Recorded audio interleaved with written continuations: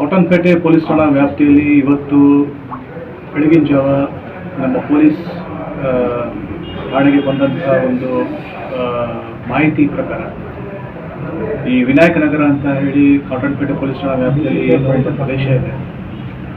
ಅಲ್ಲಿ ಆ ಒಂದು ಪ್ರದೇಶದಲ್ಲಿ ಒಂದು ರಸ್ತೆಯಲ್ಲಿ ಸಾಕಷ್ಟು ಹಸುಗಳನ್ನ ಕಟ್ಟುವಂಥ ಒಂದು ಪ್ರವೃತ್ತಿ ಮೊದಲಿಂದಲೂ ಇದೆ ರಸ್ತೆಗಳಲ್ಲಿ.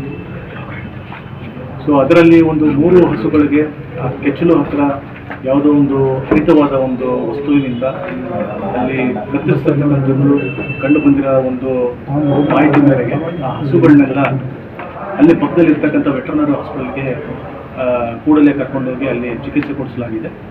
ಚಿಕಿತ್ಸೆ ಇನ್ನೂ ಕೂಡ ನಡೀತಾ ಇದೆ.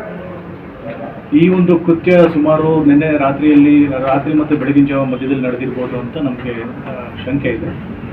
ಈ ವಿಚಾರದಲ್ಲಿ ನಮ್ಮ ಒಂದು ಪೊಲೀಸ್ ಠಾಣೆಯಲ್ಲಿ ಒಂದು ಪ್ರಕರಣವನ್ನು ದಾಖಲಿಸಿಕೊಂಡು ಕ್ರುಯಾಲಿಟಿ ಟು ಅನಿಮಲ್ಸ್ ಆ್ಯಕ್ಟಲ್ಲಿ ಮತ್ತು ನಮ್ಮ BNS ಸೆಕ್ಷನ್ 2325 ಅಲ್ಲಿ ನಾವು ಒಂದು ಪ್ರಕರಣವನ್ನು ದಾಖಲಿಸಿಕೊಂಡು ನಾವು ತನಿಖೆಯನ್ನು ಮಾಡ್ತಿದ್ದೀವಿ.